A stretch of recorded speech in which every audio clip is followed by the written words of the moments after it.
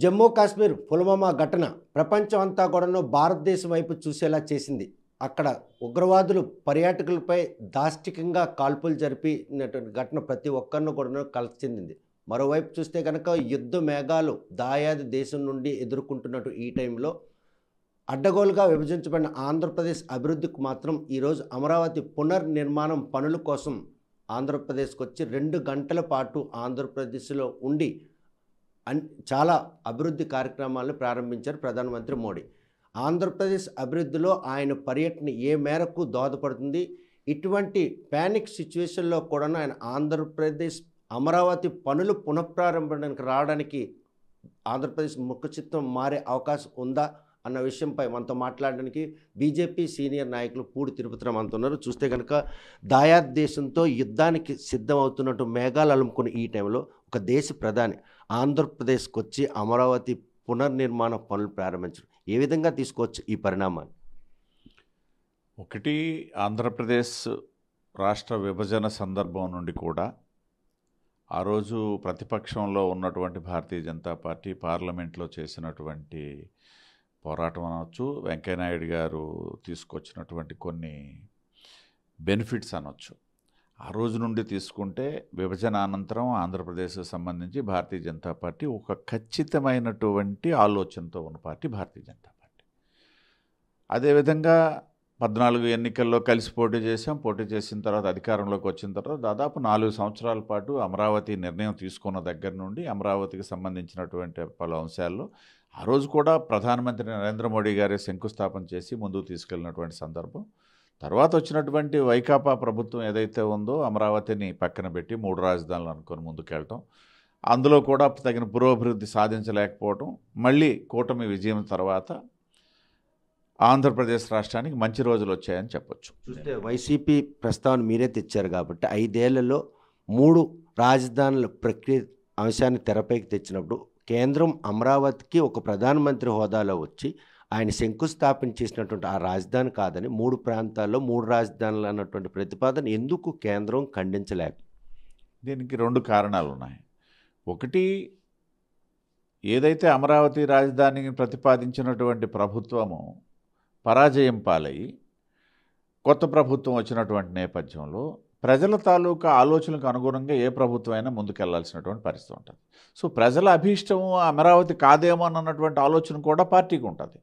పైగా ప్రజా మద్దతుతో, అది కూడా 151 సీట్లతో గెలిచినటువంటి ప్రభుత్వం ఏదైతే ఆలోచన చేస్తుందో దాన్ని వ్యతిరేకించడం అనేది కూడా కేంద్ర పార్టీ ఫెడరల్ సిస్టంలో కేంద్ర ప్రభుత్వానికి అంత మంచిది కాదన్నటువంటి ఒక భావన మాకు ఉండొచ్చు. కాబట్టి ఏదైతేనేమి మళ్ళీ ప్రజాభీష్టం మేరకు కూటమి అధికారంలోకి వచ్చిన తర్వాత అమరావతికి సంబంధించి నిన్న ప్రధానమంత్రి నరేంద్ర మోడీ గారు వచ్చి అమరావతి 2.0 కార్యక్రమాన్ని ప్రారంభించినప్పటికీ ప్రభుత్వం అధికారంలోకి వచ్చినటువంటి తొలినాళ్ళ నుండి కూడా అమరావతి పరిస్థితులు, అమరావతిలో ఉన్నటువంటి రూపురేఖల్ని మార్చే దిశగా ప్రయత్నాలు ప్రారంభమయ్యాయి. ఉదాహరణకి అక్కడ పునాది స్థాయిలో దగ్గర నుండి పూర్తయినటువంటి స్థాయి బిల్డింగ్లన్నీ కూడా మరుగున పడిపోయి డొంకల మాటన పొదల మాటన ఎక్కడున్నాయో తెలియని పరిస్థితి నుండి అవన్నీ వాటిని అంతా క్లీన్ చేయడం అయితేనేమి, అమరావతి రోడ్లను మళ్ళీ క్లీన్ చేయడం అయితేనేమి, ఒక రకంగా మొన్న నరేంద్ర మోడీ గారు వచ్చి అక్కడ శంకుస్థాపన చేసేసరికి ఏదైతే 19లో ఆగిపోయినటువంటి స్థితికి మళ్ళీ అమరావతిని తీసుకురావడం జరిగింది. అంటే వైకాపా ప్రభుత్వంలో ఆగిపోవటం కాదు, అమరావతి పరిస్థితి దిగజారిపోయింది, వెనక్కి వెళ్ళిపోయింది. దాని దగ్గర నుండి మళ్ళీ తీసుకురావడం జరిగింది. ఇవాళ 49,000 కోట్ల రూపాయలతో అక్కడ ఉన్నటువంటి ఐకానిక్ టవర్స్ అయితేనేమి, ఏదైతే మొత్తం నూతనంగా నిర్మించే అసెంబ్లీ అయితేనేమి, సెక్రటేరియట్ అయితేనేమి, ప్రభుత్వ అధికారుల భవనాలు అయితేనేమి, లేకపోయినట్టయితే ఎమ్మెల్యేలు ఎమ్మెల్సీలు సంబంధించినటువంటి క్వార్టర్స్ అయితేనే ఇవన్నీ కూడా ఇప్పుడు రూపుదిద్దుకోవడం, పర్టికులర్గా ఏదైతే రాజధాని రైతులకు ఇచ్చినటువంటి హామీ, వారికి ఇచ్చినటువంటి ప్లాట్లు, వాటికి సంబంధించి ఆ లేఅవుట్లో ఇన్ఫ్రాస్ట్రక్చర్ డెవలప్మెంట్ చేయడం అనేది ఇప్పుడు ప్రధానమైనటువంటి ఉద్దేశంతో కార్యక్రమం నడుస్తుంది. డబుల్ ఇంజిన్ సర్కార్ ఆంధ్రప్రదేశ్లో వెళ్తున్నటువంటి ఆ తీరు ఏదైతే ఉందో ఈరోజు ప్రధానమంత్రి ఇటువంటి గడ్డు పరిస్థితుల్లో కూడా వచ్చి ఆంధ్రప్రదేశ్ అమరావతి పునర్నిర్మాణ పనులు ప్రారంభించడం దోహదపడింది. ఖచ్చితంగా. ఎందుకంటే ప్రధానమంత్రి గారు క్షణం తీరిక లేకుండా దాయాది దేశమైనటువంటి పాకిస్తాన్ టెర్రరిస్ట్ అటాక్ తర్వాత దేశంలో ప్రపంచంలో ఉన్నటువంటి దాదాపు 195 దేశాల తాలూకా అభిప్రాయాన్ని భారత్కు అనుకూలంగా తీసుకున్నటువంటి సందర్భము. అదే సందర్భంలో ఒకవైపు యుద్ధ మేఘాలు కమ్ముకుంటున్నాయన్నటువంటి ఆలోచనలో యావత్ ప్రపంచం ఉన్నటువంటి తరుణంలో ఒక ఆంధ్రప్రదేశ్ రాష్ట్రం గురించి ఒక రోజు కేటాయించి దాదాపు 3 గంటల సమయం ఆంధ్రప్రదేశ్ రాష్ట్రంలో పర్యటించి, అది కాకుండా ఆ వేదిక మీద నుండే ఆంధ్రప్రదేశ్ రాష్ట్ర ప్రజలకి ఒక సంకేతాన్ని ఇచ్చారు. ఈ అమరావతి అనేది కట్టడము, దీన్ని అభివృద్ధి చేయటము, దీన్ని ప్రపంచ స్థాయి నగరంగా తీర్చిదిద్దడం మా తాలూకా లక్ష్యము అన్నటువంటి ఒక సందేశాన్ని ఏదైతే మోడీ గారు ఇచ్చారో, ఇది నిజంగా ఆంధ్రప్రదేశ్ రాష్ట్రానికి ఒక వరం లాంటిది. అంటే ఉన్న పరిస్థితుల్లో కూడా ఇచ్చిన మాట కట్టుబడి అదే సమయానికి వచ్చి పనులు ప్రారంభించడం ఏదైతే ఉందో అది గర్వకారణం. సో ఈ 4 ఏళ్ళలో అనుకున్నటువంటి ఆ ఆశయం నెరవేరేందుకు ప్రధానమంత్రి ఆశీస్సులు ఈరోజు పుష్కలంగా ఉన్నాయి అనడానికి ఆయన పర్యటన దోహదపడే అవకాశం ఉంది. ఖచ్చితంగా 4 ఏళ్ళు కాదు, ముఖ్యమంత్రి గారు కూడా అదే వేదిక మీద నుండి ప్రకటించడం జరిగింది. 3 సంవత్సరాల్లోనే ఏదైతే ఇవాళ 49,000 కోట్లు, రేపు రాబోయే అంచనాలతో సహా 3 సంవత్సరాల్లోనే రాజధాని నగరం పూర్తి చేస్తామని ముఖ్యమంత్రి గారు ప్రకటించినటువంటి సందర్భాన్ని నేను ఇక్కడ కోట్ చేస్తూ, ఈ నేపథ్యంలో అంటే 4 సంవత్సరాలంటే మళ్ళీ ఎన్నికల వరకు ఉన్న సమయాన్ని మీరు ప్రస్తావించారు. కానీ ఇవాళ కూటమి ప్రభుత్వం తీసుకున్నది 3 సంవత్సరాల్లో అమరావతికి సంబంధించి ఏదైతే చేయాలనుకున్నారో ఆ పనులు పూర్తి చేసే విధంగా ముందుకు సాగడం జరుగుతుంది. అదే విషయాన్ని గౌరవ ముఖ్యమంత్రి గారు అమరావతి సభ సాక్షిగా ప్రధానమంత్రి గారి సమక్షంలోనే ప్రకటించడం జరిగింది. చూస్తే విశాఖ రైల్వే జోన్ ఏర్పాటు విషయంలో ఇప్పటికీ ఇంకా ఒడిశాకు సంబంధించిన మూలాలు ఆ రైల్వే జోన్ పాలిట శాపంగా ఉన్నాయన్నటువంటి ఒక సంకేతాలు కనిపిస్తుంది.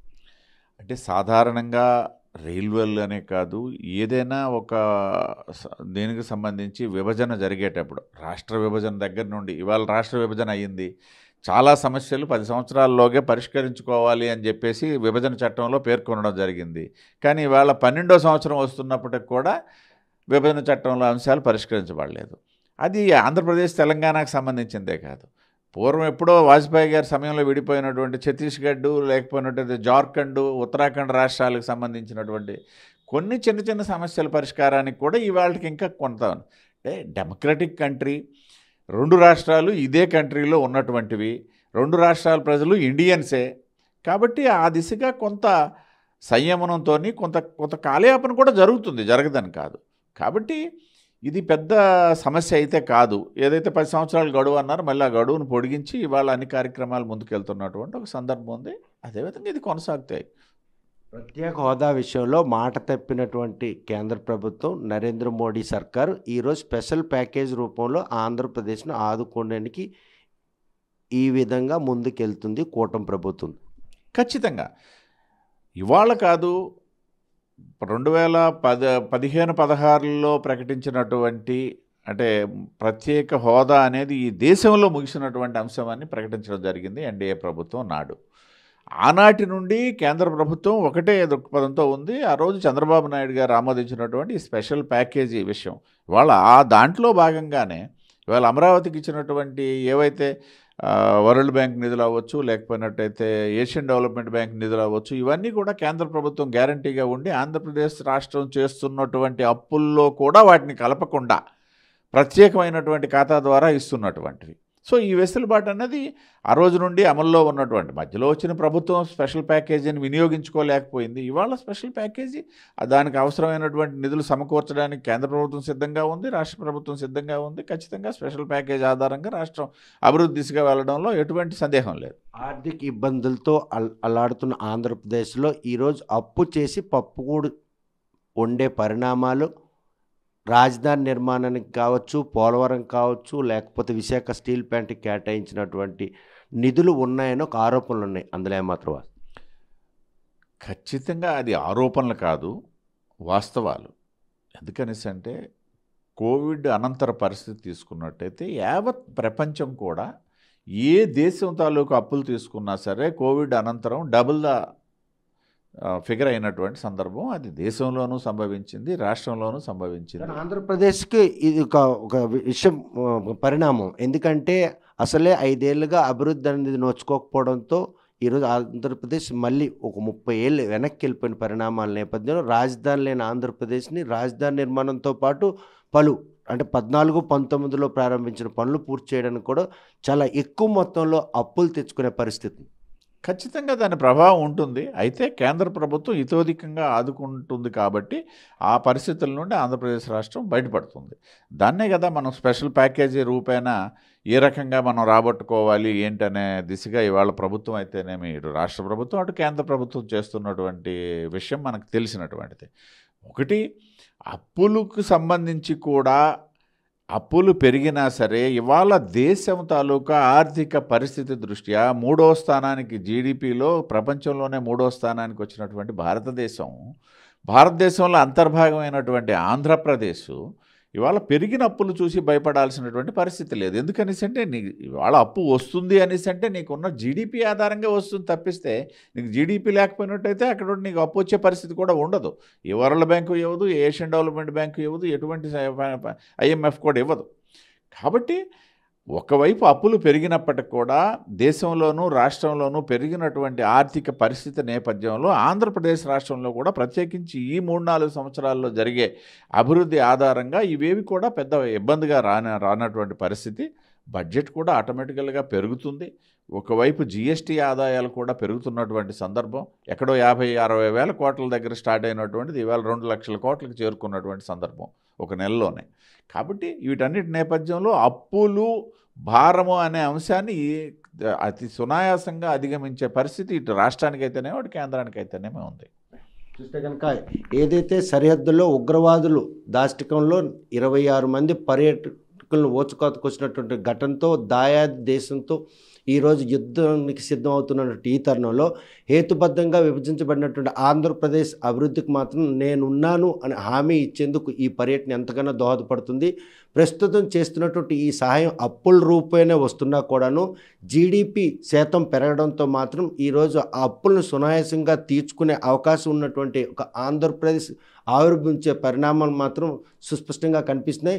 2014లో బీజేపీతో కలిసి రాష్ట్రంలో ప్రభుత్వాన్ని ఏర్పాటు చేసినటువంటి తెలుగుదేశం పార్టీ 2024లో కూటమిలో భాగంగా బీజేపీ, జనసేన, టీడీపీ కలిపి 164 మందిని గెలుచుకొని ఈరోజు అమరావతిని పునర్నిర్మాణం దిశగా అడుగులేస్తున్న ఈ తరుణంలో ఆయన వచ్చి ఆ పునర్నిర్మాణం పనులు శంకుస్థాపన చేయడం మాత్రం ఆంధ్రప్రదేశ్ ముఖ చిత్రం మారే అవకాశం మెండుగా ఉంది.